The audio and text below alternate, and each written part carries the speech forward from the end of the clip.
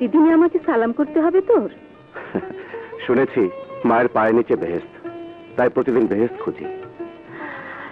কেন যে ধরিনি তাই খোদার কাছে বলি। গর্ভে ধরনের সত্য, কিন্তু কোনোদিন বুঝতেও দাওনি আমার মা বাবার অভাব। মা বাবাকে হারাবার পর তুমি যদি আমাকে বুকে টেনে না নিতে, তাহলে আজ আমি কোথায় থাকতাম তা আমি নিজেও জানি না। অমন করে বলিস না বাবা, তুই তো আমার কলিজার টুকরা। তোকে পেয়ে আমি তো আল্লাহর কাছে আর কিছুই চাইনি। রাজা! কি রে বাদশা, এত সকালে কি মনে করে? খবর আছে। খালাম্মা কেমন আছেন? ভালো বাবা, বসো, নাস্তা করো। ওসব কি আর বাকি আছে খালাম্মা? রাজা জলদি চল। কোথায়? অ্যাকশনে মুভ। আসি মা।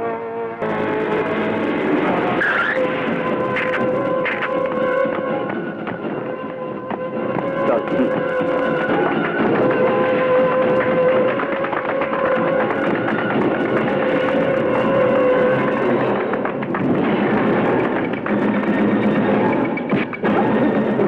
ভাই ভাই, দরজা খুলে।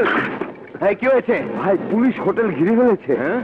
এই, আমি লুক্কা পাঠান, আমার হোটেলে যে হানা দিয়েছে আমি তার বুকেটা দেখতে চাই।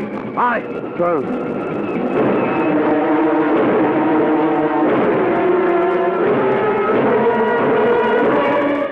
ইন্সপেক্টর, তাই ঢুকেছিস, বাঘের খাঁচায় ঢুকেছিস ঠিকই, কিন্তু সিংহ একাই শিকার করে।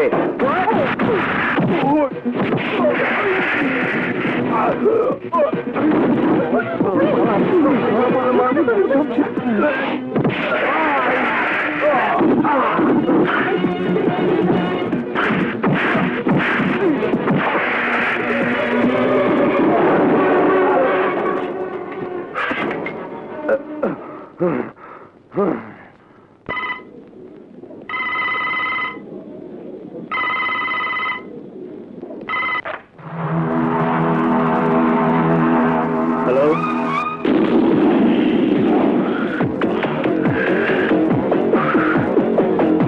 আরে জাফর পাঠান, কি ব্যাপার?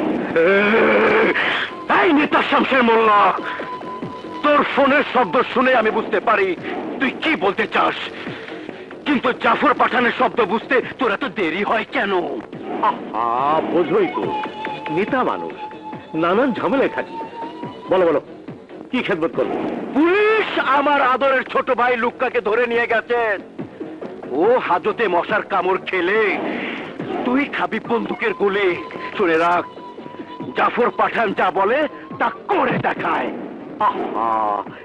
রেগে যাবার কিচ্ছু নেই, কিচ্ছু নেই। তোমার ভাই লুক্কা পাঠান হাজতে বসে মশার কামড় খাবে না, খাবে বিদেশি মদ, কারণ সে আমার কর্মী। আর শমশের মোল্লার কর্মীকে কোর্ট সসম্মানে রেহাই দেবে।